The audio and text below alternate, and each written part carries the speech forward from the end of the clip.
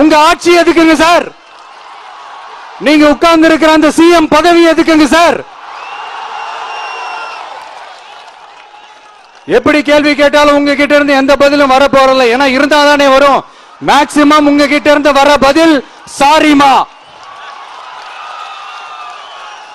தெரியாம நடந்துருச்சுமா, இல்லனா நடக்க கூடாதது நடந்துருச்சுமா, சாரிமா, அவ்வளவுதானே.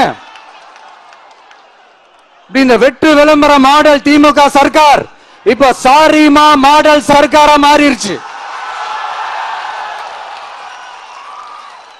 இப்படி இருக்கிற இந்த இன்எபிலிட்டி கவர்மெண்ட் இந்த ஆட்சியை விட்டு போறதுக்குள்ள நீங்க செஞ்ச எல்லா தப்புக்கும் பரிகாரமா சட்டம் ஒழுங்க சரி செஞ்சே ஆகணும். இல்லனா மக்களோட மக்களா ஒன்னா நின்று உங்களை சரி செய்ய வைப்போம். திருப்பவனம், மடப்புறம்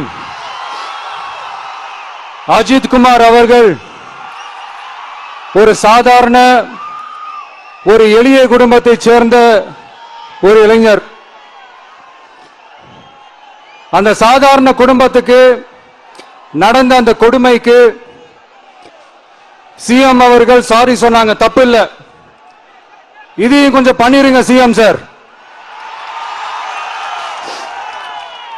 உங்களுடைய ஆட்சி காலத்தில் இதே மாதிரி போலீஸ் விசாரணையில் 24 பேர் இறந்து போயிருக்கிற சொன்னீங்களா? தயவு செஞ்சு சாரி சொல்லிருங்க. அஜித் குமார் அவர்கள் குடும்பத்துக்கு நீங்க கொடுத்த நிவாரணம் மாதிரி இந்த 24 பேர் குடும்பத்துக்கும் நீங்க நிவாரணம் கொடுத்தீங்களா?